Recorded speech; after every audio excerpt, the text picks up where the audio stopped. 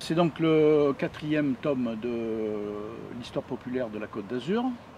Le premier tome est paru il y a donc 4 ans, il couvrait la période 1860-1914. Le deuxième tome 1914-1939. Le troisième tome 1939-1968. Et le quatrième tome qui vient de sortir, donc 1968-2000. Pourquoi ces dates? À chaque fois, on a choisi une grande fracture de l'histoire, à la fois, je dirais, mondiale, mais également locale. Alors, 1860, c'est bien sûr l'annexion, comme disait Garibaldi, du comté de Nice à la France. Et 2000, c'est le traité de Nice, le traité européen de Nice. Alors, la méthode, elle s'inspire d'un historien américain qui s'appelle Howard Zinn, qui a écrit donc une histoire populaire des États-Unis et qui est l'histoire des gens dont on ne parle pas dans les livres d'histoire, ce qui n'empêche qu'on évoque aussi des grandes figures historiques de la région. Mais justement, sur ces périodes-là, on a l'impression que tout a été dit. Comment réussissez-vous à revisiter l'histoire pour sortir des choses uniques? C'est-à-dire que tout a été plus ou moins dit parce que l'histoire officielle est écrite par les vainqueurs et c'est souvent ceux qui dominaient la vie politique locale qui ont suscité cette écriture historique de l'époque. Donc nous, ce qu'on a revisité, c'est ceux qui n'apparaissent pas justement au premier plan de cette histoire-là. Le mouvement ouvrier, les luttes sociales, et puis également la résistance, etc. Donc on essaie de parler des gens. Disons que, pour résumer, un journaliste avait dit que Raoul Mille a écrit l'histoire des gens qui ont vécu dans les grands palaces de la Côte d'Azur. Nous avons écrit l'histoire de ceux qui ont construit les grands palaces de la Côte d'Azur. C'est pas toujours la même histoire.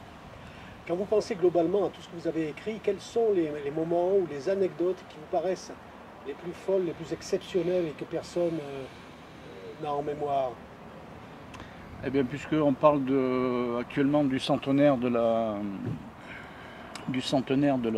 guerre 14, il y a quand même l'histoire assez extraordinaire du 15e corps. Dans tous les villages de toutes les villes de Provence, il y a une place du 15e corps. Pourquoi? Parce que c'est un régiment, c'est un régiment qui a été décimé et qui a surtout été stigmatisé par l'état-major comme étant responsable de la défaite. Et tous les soldats de ce régiment ont subi les conséquences de cela pendant toute la guerre, au point que, par exemple, on refusait de soigner les blessés de ce régiment dans les hôpitaux militaires. Il y a d'autres événements dont on ne parle pas très souvent, par exemple l'année 1920. Ça a été une année, bon, sans faire d'anachronisme, mais qui peut se comparer à ce qu'a été mai 68 par la suite. C'est-à-dire qu'il y a eu des grèves extraordinaires. On était à la sortie de la guerre 14-18. Il y a eu la création à cette époque de l'Union soviétique. Il y a un mouvement révolutionnaire qui se développe dans toute l'Europe, que ce soit en Allemagne, en Italie, même en Angleterre. Et en France, l'année 1920 était une année tout à fait extraordinaire de lutte sociale qui maintenant, dans les livres d'histoire, n'apparaît plus tellement. Alors, par exemple, on ne sait pas que sur la Côte d'Azur, il y a eu tous les palaces étaient en grève, toutes les banques étaient en grève, la vie quotidienne était tout à fait paralysée. Au point que le gouvernement a essayé de dissoudre à l'époque la CGT. Donc, par exemple, on peut prendre aussi ce qui s'est passé à la Libération. Là, j'ai des exemples qui me viennent comme ça en tête. Avant celui-là, peut-être on pourrait préciser, toujours par rapport aux années 20, et qui ont suivi les années 20, ça a été le krach de Wall Street. Parce que là, on est un peu dans une période qui ressemble à celle d'aujourd'hui.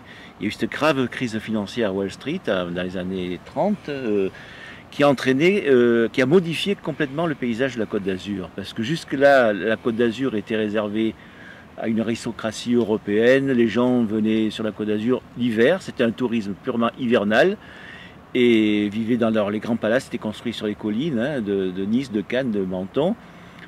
Et ça a été la première évolution d'un tourisme hivernal qui est passé à un tourisme estival où à partir de cette crise, il a fallu attirer une autre clientèle argentée, la bourgeoisie, et à partir du moment où on a construit la Croisette, on a fait des casinos, on a construit des hôtels au bord de mer, Le palais de la Méditerranée. le palais de la Méditerranée. Donc la Côte d'Azur a changé de visage grâce à cette crise-là, une crise financière. Alors, la Côte d'Azur se fait aussi remarquer par ces hommes politiques, qui ne sont pas des gens, je dirais, conventionnels, qui ont l'esprit de clan, l'esprit local. Et quels sont-ils, ceux que vous avez rencontrés, vos contemporains, qui vous ont le plus étonné dans leur manière de faire? Philippe parlera après peut-être du système médecin dont il a traité longuement, mais ce qu'on peut dire déjà au départ, c'est que quand il y a eu le référendum du rattachement de Nice à la France, ça a été un accord secret qui a été passé entre Napoléon III et Cavour pour que la France aide les hommes de Cavour à se débarrasser des Autrichiens, et en contrepartie que Cavour cède à la France le comté de Nice et la Savoie. Mais Napoléon III, se disant républicain, dit on ne peut pas le faire sans faire un référendum. Un référendum organisé à l'avance et dont l'issue était prévue à l'avance également. Ce qui a profondément heurté l'intelligentsia de la Côte d'Azur de ce moment-là, dont Garibaldi, qui a toujours parlé d'annexion, qui à ce moment-là a quitté Nice et est allé à Turin. Donc il y a eu une fuite des cerveaux.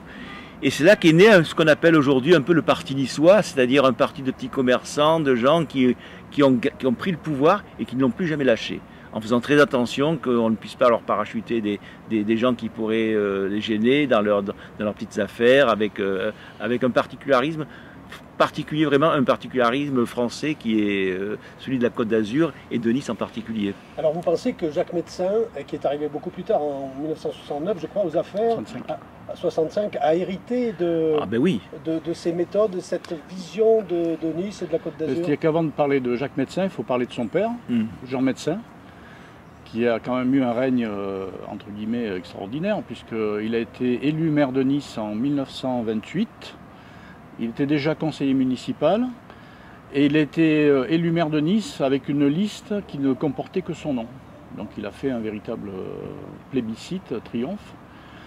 C'est un homme politique particulièrement redoutable, qui se présentait comme un républicain modéré, mais qui dans les années 30 a lentement dérivé vers, on dirait aujourd'hui, l'extrême droite.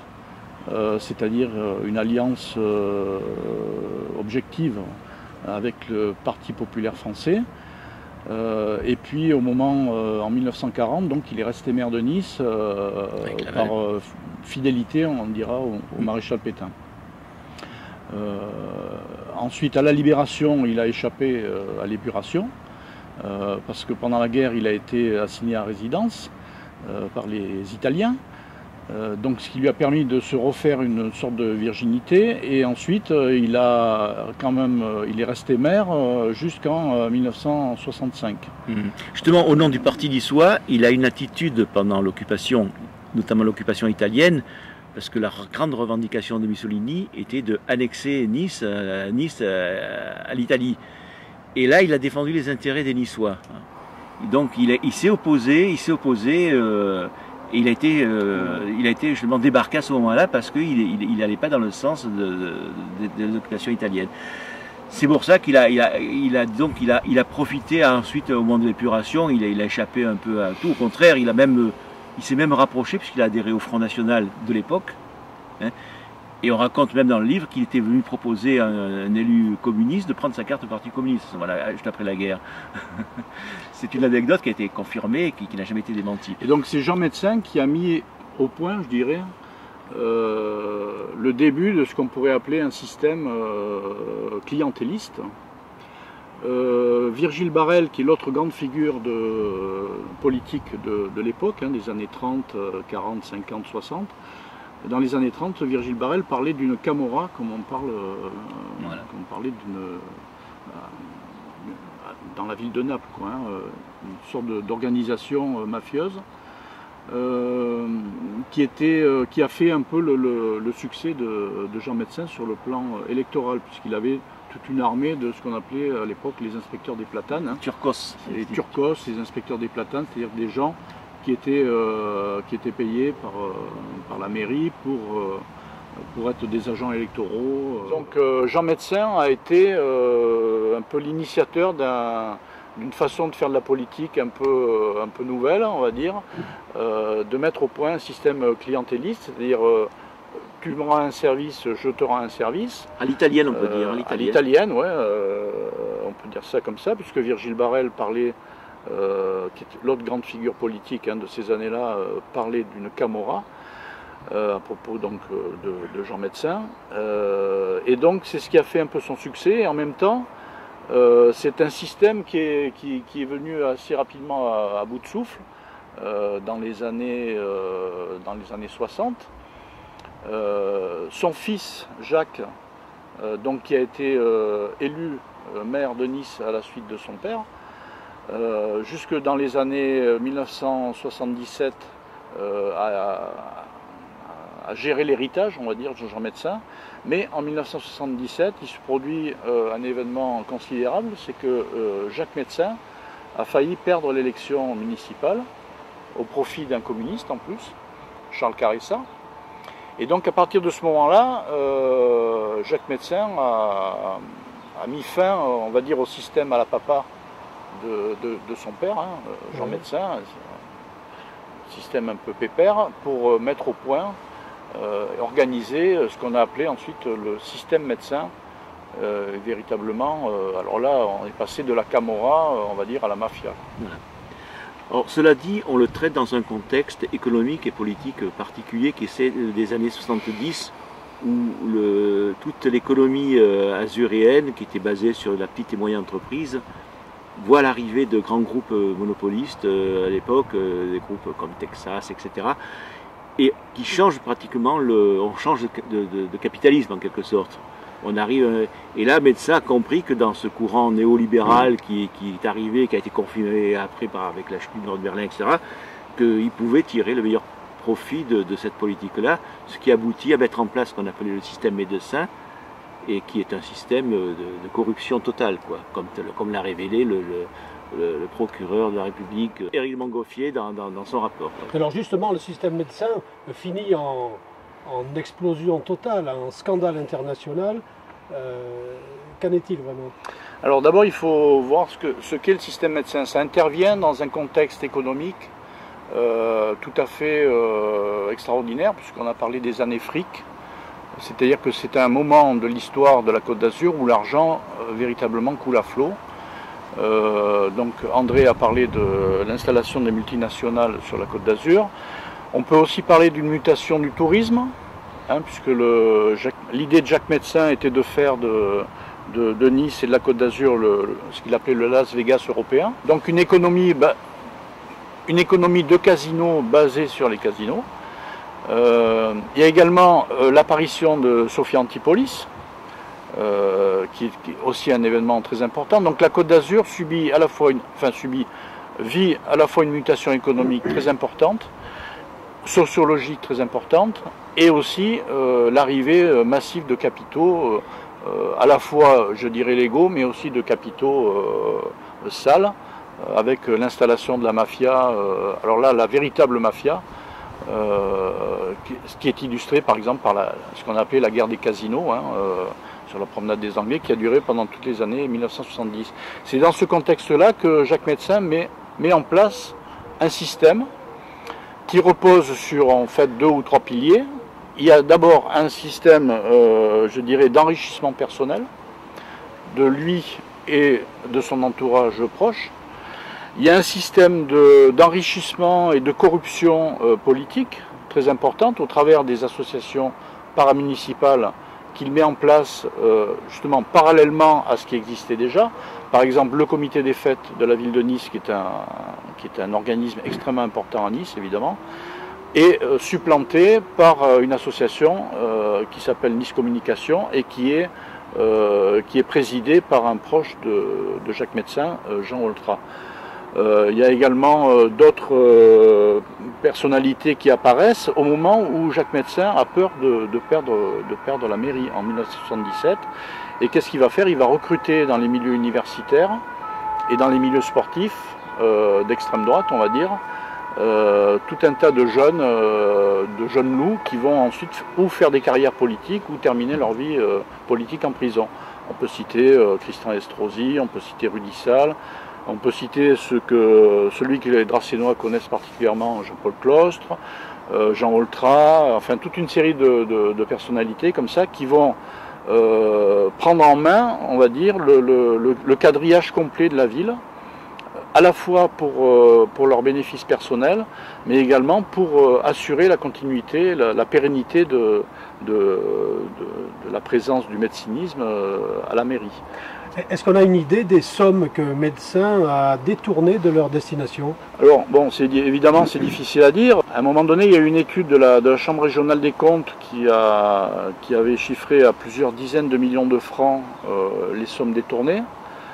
Les budgets de toutes les associations paramunicipales étaient considérables. Le travail du CACEL, ce qu'on appelait le CACEL, qui couvrait un peu le domaine de la jeunesse et des sports, et qui était en fait une organisation qui permettait d'avoir des couleurs d'affiches à bon compte, que ce soit Nice Communication, que ce soit Nice Opéra.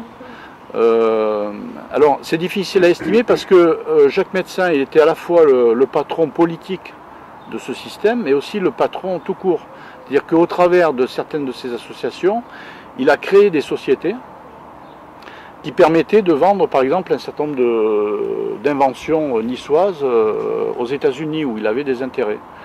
On prend par exemple l'association Nice Opéra qui était présidée par Lucien Salle. Lucien Salle qui était le père donc, du député Rudissal. Avec Lucien Salle, Jacques Médecin a créé une société aux États-Unis. Et il a essayé de vendre aux Américains un système de vidéobus qui avait été mis au point par la CRL. Donc il se comportait à la fois, aux États-Unis il se faisait appeler The Mayor of Nice, il se comportait à la fois comme le maire, le patron politique, mais aussi le patron tout court qui essayait de faire un peu du business au travers justement de ses intérêts locaux. Et il y a une célèbre donc, note, pour avoir un peu une idée des sommes détournées, il y a une célèbre note qui a été faite par Jacques Médecin en personne, donc, qui a une de ses collaboratrices, à propos d'un marché qui était les panneaux de Decaux, et il avait mis tu peux demander 10% sur les chiottes. Et à partir de là, on l'avait appelé Monsieur 10%. Donc on suppose que sur chaque marché public, il prenait des sommes très importantes. Par exemple, sur tous les marchés de la CRL, qui étaient quand même très importants, puisque c'est tout ce qui est les feux tricolores, les parkings, l'équipement des parkings souterrains, etc. Il y avait tout un système aussi de fausses factures qui faisait en sorte que Jacques Médecin, à la fois s'enrichisse personnellement, enrichisse ses collaborateurs, on va dire, et puis aussi fasse tourner la machine électorale à son profit. Mais tout ceci a très mal fini, puisque Jacques Médecin a pris la fuite en Amérique du Sud, il a fait de la prison, et il n'est jamais revenu aux affaires. Mais justement, c'est l'affaire de la CRL qui l'a conduit en prison. Parce qu'il avait pris la fuite, mais il se sentait en protection en Uruguay où il était, il pensait qu'il allait pouvoir finir tranquillement ses jours. Puis l'affaire de la CRL l'a rattrapé et elle était tellement grave qu'il y a eu un mandat d'amener international où il est revenu en France, il a été ramené en France, il a été incarcéré, il a fait de la prison, il a terminé sa carrière en prison pratiquement. Et voilà. Alors il faut raconter, peut-être pour situer un peu l'ambiance du livre, c'est qu'on a parlé des années 70 comme des années de changement dans la Côte d'Azur, changement de paysage économique. On parle également beaucoup des luttes sociales qui ont eu lieu à ce moment-là, parce qu'il y a eu une grande espérance qui est née avec le programme commun et qui a entraîné que beaucoup de travailleurs dans de nombreuses entreprises, notamment les grandes entreprises qui étaient sous le joug des multinationales, se sont battus pour sauvegarder l'emploi. C'était le cas d'Alois Marine, le cas de la SNECMA, le cas de Bernier, même il y a eu des grèves à Nice Matin, il y a eu un combat social très fort, nourri justement par cette espérance qui était celle du programme commun. Et puis après on est passé dans les années 80, comme en parlait Philippe, qu'on a parlé les années fric, où les valeurs ont changé. Les valeurs de solidarité sont devenues ringardes, c'était les valeurs de l'argent, avec l'arrivée des Golden Boys, style Tapi, etc., qui étaient les hommes de François Mitterrand. et qui ont donné un peu le tempo de ce que devenaient les valeurs dominantes, c'est-à-dire les valeurs du libéralisme. Et là, Médecin, il a compris, d'ailleurs, le plus gros score qu'a fait Médecin à une élection, c'est en 1984, quand il se fait élire dès le premier tour maire de Nice aux élections municipales, alors qu'il avait failli le perdre l'élection précédente. Il se fait élire avec plus de 55%. Il a fait le meilleur score de toute sa carrière contre Max Gallo qui a été lessivé. Voilà. Alors comment expliquer que cette région soit aussi prolixe en aventure, en aventurier? Parce qu'il y a beaucoup d'argent. La Côte d'Azur, justement, avec l'arrivée de l'Europe, on a parlé de l'arrivée de l'Europe à libérer le libéralisme, a trouvé sur cette terre un terrain de développement inouï, quoi. On a vu arriver non seulement les gens, alors là, il y a eu le système Médecin qui en a profité évidemment, mais on a vu arriver de toute l'Europe des mafias, d'Italie, des pays de l'Est, etc., qui ont investi, qui ont pensé qu'on pouvait faire du fric sur la Côte d'Azur, et ils en ont beaucoup fait. Ils se sont donné les moyens de le faire avec la classe politique locale. Voilà. Il faut dire un petit mot justement sur le côté de l'aspect géographique, c'est qu'il y a à proximité aussi de la principauté de Monaco, qui a été longtemps, alors aujourd'hui donc il semblerait que ce soit légèrement amendé, mais qui a été longtemps quand même le paradis fiscal de la France. Voilà. Alors, dans un des livres, justement, on raconte aussi ce qui s'est passé à Monaco à la Libération. Puisque Monaco a été libéré par la résistance communiste, avec l'appui évidemment des Américains. Ils sont arrivés jusqu'à Cap d'Aille, jusqu'à la frontière, et ils ont laissé ensuite, enfin la résistance, un groupe qui s'appelait le groupe Saint-Just, est allé jusqu'au Palais Princier et a fait la prise du Palais Princier. Bon. La question, donc Louis II est en fuite, enfin a disparu, Louis II le prince pétainiste, donc pour la résistance, qu'est-ce qu'il faut faire, hein? Il y a le vide du pouvoir, etc. Donc là il y a plusieurs tendances. La première tendance c'est Raymond Aubrac, qui était à l'époque donc le commissaire de la République hein, pour la région jusqu'à Marseille, qui lui était favorable à l'annexion de la principauté à la France. Et il y avait une deuxième tendance qui disait qu'il fallait créer à Monaco une république populaire. Une tendance, on va dire, communiste. C'est le groupe Saint-Just, oui. Le groupe Saint-Just. Et puis il y avait une tendance qui disait bon, il fallait créer une république, tout simplement. Alors ça s'est déroulé de la façon suivante. Pour ce qui est du Parti communiste, c'était quand même la force, on va dire, la plus influente à l'époque. L'idée, c'était que ce qui se passait en Grèce à ce moment-là était assez grave, c'est-à-dire que les Anglais, après avoir libéré l'Italie, sont allés en Grèce pour contrer la résistance communiste, et il y a eu des massacres très importants à l'époque. Donc là, il y a eu une certaine retenue, on va dire, de la part du Parti communiste, en se disant, si jamais on crée une république populaire à Monaco, ou si on annexe Monaco à la France, on risque d'avoir quelques ennuis avec les Américains, qui avaient leur bateau d'ailleurs, qui était juste au large de Monaco. Et pour ce qui est de Raymond Aubrac, donc il a posé la question, enfin il n'a pas posé la question au général de Gaulle, mais il y a eu une réunion des commissaires de la République nationale, et de Gaulle lui a dit, si vous l'aviez fait... il a écrit dans ses mémoires, de Gaulle. De Gaulle écrit dans ses mémoires. Parce que le groupe Saint-Just, c'était un groupe de FTP très d'avant-garde. Ils ont aboli, ils ont dit on occupe le palais, on abolit la principauté, on crée la République et on crée la première République socialiste en Europe. Mais Aubrac, ils ont demandé à Aubrac l'autorisation parce que c'était le représentant. Aubrac dit je ne peux pas vous donner l'autorisation sans en référer au général de Gaulle.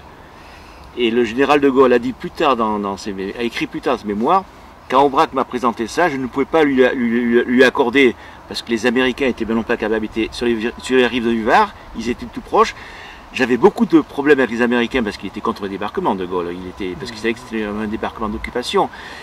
J'avais trop de problèmes avec les Américains et avec le gouvernement d'Alger, je ne pouvais pas en rajouter un autre à cause de Monaco, donc je n'ai pas pu lui accorder. Mais si j'avais été à sa place, je n'aurais pas demandé l'autorisation. Et deuxièmement, le problème du Parti communiste qui disait, c'est pas la peine, notre problème, notre objectif, c'est la libération de Nice, c'est pas de faire la guerre à Monaco avec les Américains, quoi, en gros. Voilà. Alors tout ça pour dire que de Gaulle va introniser Régnier III, va mettre en place voilà, Régnier et en III. contrepartie. Et Régnier III va avoir une politique de, on l'a appelé le prince bâtisseur, etc. Mais il a une politique effectivement de développement de Monaco assez, on va dire, audacieuse. Et avec le soutien de la France, puisqu'il ne faut quand même pas oublier que le gouvernement de Monaco, c'est quand même des ministres qui sont oui, parce que nommés par la De France. Gaulle a accepté ça à condition qu'il y ait un statut particulier. Enfin, il y a Voilà. le statut où c'est la France qui va gérer Monaco. Voilà. Donc il prend non pas celle qui devait régner normalement après Louis II, c'était sa fille. Il a fait abdiquer, et il demande à son petit-fils d'être prince, à condition qu'il rachète les fautes de son grand-père. Il a fait engager comme deuxième classe dans la campagne Voilà. d'Alsace, Donc, et en lui imposant un premier ministre français. Il a voulu s'en débarrasser d'ailleurs plus tard, le prince, dans les années 50, et il y a eu le blocus de Gaulle a décrété le blocus de Monaco. donc pour en revenir à la question de départ, il y a eu donc, Monaco est devenu un paradis fiscal, pour aller vite et caricaturer un peu. Donc il y a eu un afflux de capitaux extrêmement important. Et ce paradis fiscal a aussi servi, par exemple si on reprend l'histoire de la Sérelle, la Sérelle faisait des fausses factures à la mairie de Nice. Cet argent allait au Cameroun, dans une filiale de la Sérelle bidon, une boîte aux lettres. Du Cameroun faisait de la spéculation financière sur les monnaies au travers du monde, et ensuite ça atterrissait sur un compte à Monaco. Sur ce compte à Monaco, le directeur financier allait retirer de l'argent liquide qu'il donnait tous les mois à Jacques Médecin en personne. C'était une somme de 100 000 francs par mois dans une enveloppe donnée à Jacques Médecin. Donc c'est un petit exemple qui montre qu'à la fois il y a cet afflux d'argent facile qui transite un peu sur la Côte d'Azur, et puis donc qui aboutit à des phénomènes, vous disiez, de corruption et quand même de statut assez particulier de cette Côte d'Azur dans le monde, quoi. Alors justement, vous qui êtes des historiens du passé récent et de l'immédiat, vous qui êtes du côté populaire, comme le disent vos livres, comment voyez-vous l'avenir des citoyens, des simples citoyens aujourd'hui, dans la crise mondiale et telle qu'elle se produit ici, dans une zone si riche pour les autres? Actuellement, je pense que nous sommes dans une situation de crise très difficile, mais d'ailleurs c'est pour ça qu'on est en crise. C'est quoi une crise? Une crise, c'est quand l'ancien est en train de mourir et que le nouveau n'arrive pas à naître. Et dans ce no man's land, là, dans cet entre-deux, on voit et tout est possible, y compris ce qu'il y a de plus dangereux. Donc aujourd'hui, c'est très difficile de savoir comment on va. Est-ce que la gauche va avoir suffisamment de ressources pour revenir à ses fondamentaux ou avoir des propositions qui puissent intéresser les gens, ce qui n'est pas le cas actuellement. La droite, elle est complètement discréditée. On est dans une période où c'est très difficile de savoir de quoi l'avenir est très incertain, quoi. Maintenant, on peut dire que la nature ayant horreur du vide, peut-être des choses nouvelles vont apparaître. En tous les cas, on est des journalistes avant d'être des historiens, donc on constate que les choses vont pas très bien et on ne voit pas actuellement voir quelque chose de nouveau qui puisse les rendre meilleurs. Ce qu'on peut constater quand même, si on prend la ville de Nice, c'est quand même une montée de l'extrême droite, mais qui ne date pas d'hier, je dirais. Je pense que déjà c'est Jacques Médecin qui a mis le pied à l'étrier au Front National. Dans le système médecin, il y avait ce qu'on appelait la brigade spéciale. Cette brigade spéciale, c'était 80 agents municipaux qui tous les jours, quadrillaient la ville en mobilette, avec des moyens assez rapides. Dès qu'il y avait le moindre graffiti de gauche, on va dire, ou associatif, c'était effacé. Et surtout, c'est une équipe qui était chargée, sous prétexte de déblayer les voies privées, qui était chargée de l'affichage anonyme, et de l'affichage aussi, on dira, officiel, politique.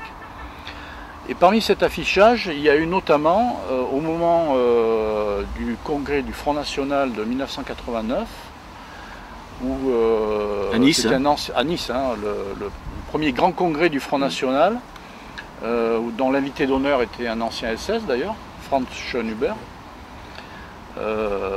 L'affichage pour ce congrès a été réalisé par cette brigade spéciale. Donc on peut dire que Jacques Médecin, d'ailleurs à l'issue de ce congrès, on a fait beaucoup d'interviews de médecins pour savoir pourquoi il avait reçu aussi somptueusement le Front National à Acropolis, pourquoi est-ce qu'il avait reçu Jean-Marie Le Pen à la mairie, qu'il avait remis une décoration. Ensuite, il a dit que Le Pen lui avait volé sur son bureau, mais enfin bon, c'est une petite anecdote comme ça. Mais enfin, disons qu'à l'époque, Jacques Médecin déclare « Je suis d'accord à 99% avec ce que dit Jean-Marie Le Pen ». Et c'était le Jean-Marie Le Pen de l'époque, donc c'était pas le Jean-Marie Le Pen dédiabolisé d'aujourd'hui. Donc cette incrustation du Front National sur la Côte d'Azur, qui justement s'engouffre dans un vide politique de plus en plus important, mais aussi dans un contexte où par exemple Nice est jumelée avec le Cap, la capitale de l'apartheid, c'est quand même la seule ville au monde qui a osé faire ça. Donc il y a un contexte comme ça, il y a une forte communauté pieds noirs. Je ne veux pas dire que tous les pieds noirs sont quand même des fascistes, mais enfin il y a quand même une bonne proportion qui étaient des sympathisants de l'OS. Jean Médecin lui-même était un sympathisant de l'OS, Jacques Médecin était un sympathisant de l'OS. Donc il y a tout un contexte comme ça qui peut expliquer qu'il y a cette montée de l'extrême droite, avec le fait aussi que, contrairement à ce qu'on peut penser, sur la Côte d'Azur, il n'y a pas que des riches. Et il y a surtout beaucoup de gens qui ne gagnent pas le SMIC, qui ont des problèmes de logement, etc., qui sont dans une mouise complète. Et ce qui peut expliquer que aussi le Front National, par ses mesures simplistes, peut-être aussi attire cette population-là.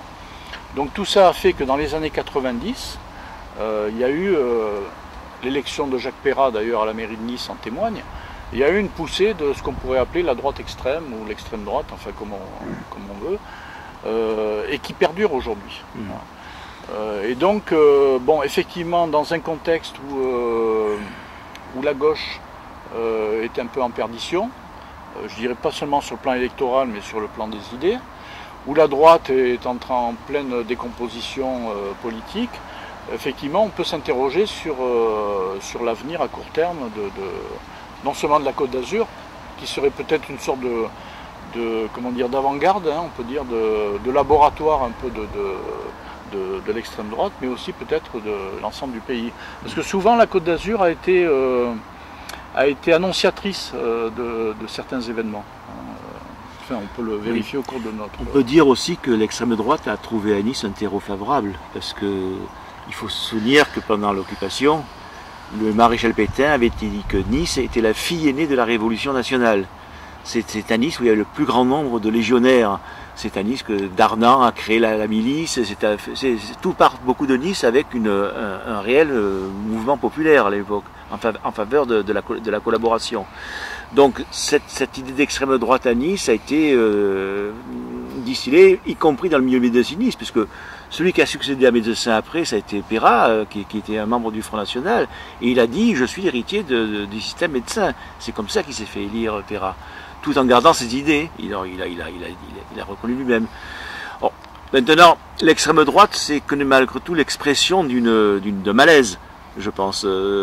C'est pas une idée conquérante. Enfin, je pense que c'est une conséquence d'une crise qui touche la Côte d'Azur, notamment au niveau du salariat, où les travailleurs de la Côte d'Azur subissent un peu les mêmes problèmes que ceux des autres régions de France. Et on voit les mêmes résultats pratiquement au niveau de cette désespérance, qui se manifeste pas tellement vers le Front National, par le vote, mais qui se manifeste surtout, ce qu'on dit beaucoup dans le livre, par l'abstention. On analyse le phénomène de l'abstention qui ne fait que des années 80, qui n'a fait que progresser jusqu'à aujourd'hui, jusqu'à devenir pratiquement ultra majoritaire. En même temps, je pense qu'il n'y a pas de fatalité, parce que la Côte d'Azur a été aussi beaucoup une terre de résistance, aussi. Au sens général du terme. Par exemple, au XIXe siècle, les premiers syndicats, vraiment ce qu'on appelait des syndicats de classe, de lutte, ont été créés bien avant la CGT.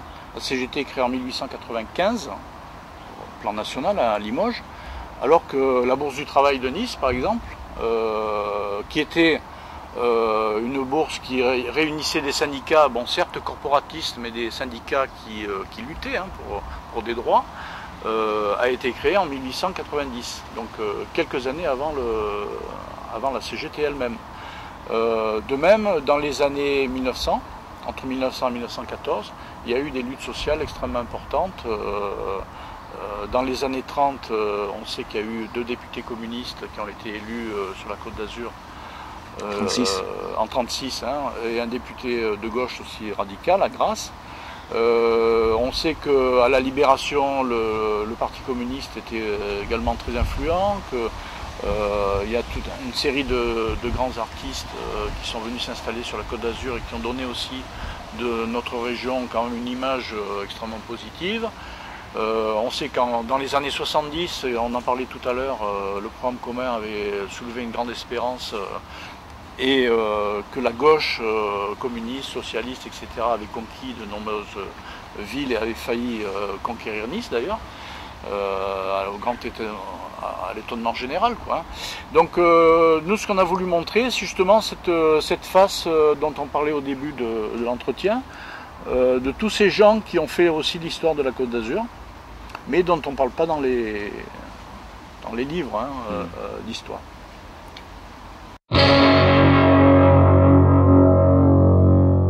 Comment est-ce que ça se passait? Eh bien voilà, par exemple, si on prend le marché du palais de justice de Nice, où la CRL a installé des bornes rétractables et a équipé le parking souterrain du palais de justice, hein, avec les barrières automatiques, les machines où on prend son ticket, etc.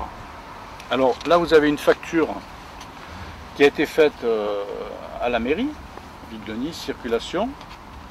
Donc l'objet parc auto du palais de justice.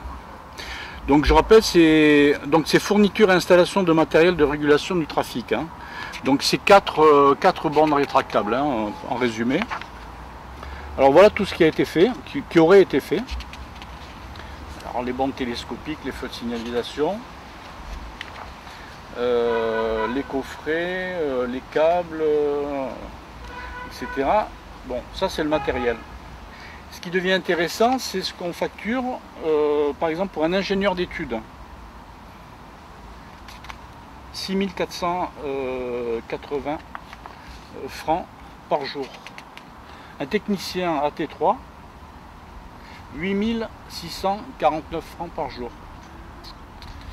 Pour faire ces 4 bornes, il a fallu évidemment un technicien AT2. Il a fallu un monteur spécialisé. Il a fallu un monteur. Il a fallu un aide-monteur. Il a fallu un dessinateur d'études. Pour 4 bornes télescopiques, hein.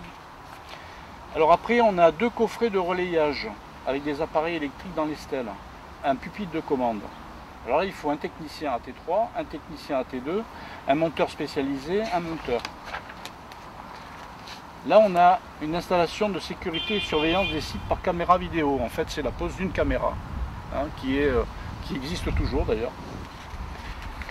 Voilà, alors là, il y a tout un tas de matériel. Et pour monter cette caméra, il faut un ingénieur d'études, 3. Il faut un technicien AT3, il faut un technicien AT2, il faut un monteur spécialisé, il faut un monteur et il faut un aide au monteur. Alors pour cette seule caméra, ça a coûté quand même, bon, le matériel compris, d'accord, mais il y en a pour 618 802 francs, c'est-à-dire 60 millions de centimes, pour les gens qui se rappellent du franc. Alors, mais c'est pas fini l'histoire. Parce qu'en fait, lorsque la facture arrive donc à la mairie de Nice paye la CRL. Donc c'est une surfacturation, hein. Mais à ce moment-là, la CRL réémet une facture avec le prix, on va dire, normal. Et la différence, cette facture-là que j'ai pu avoir disparaît.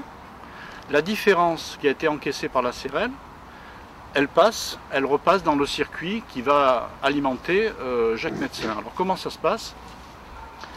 La CRL a créé au Cameroun une filiale.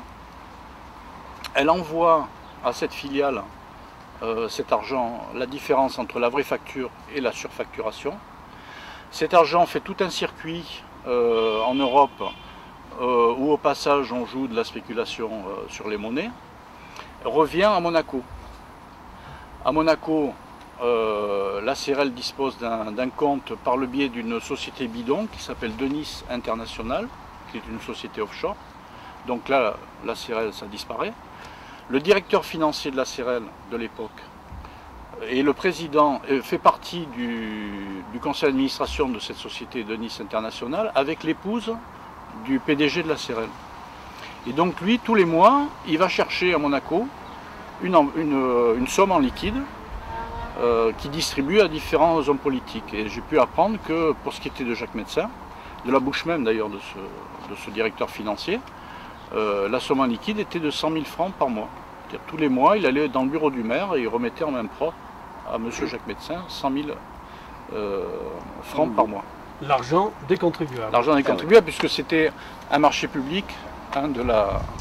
Enfin, moi personnellement qui suis très attaché à cette ville, je trouve par exemple c'est assez honteux qu'il y ait encore aujourd'hui un square qui s'appelle Jacques Médecin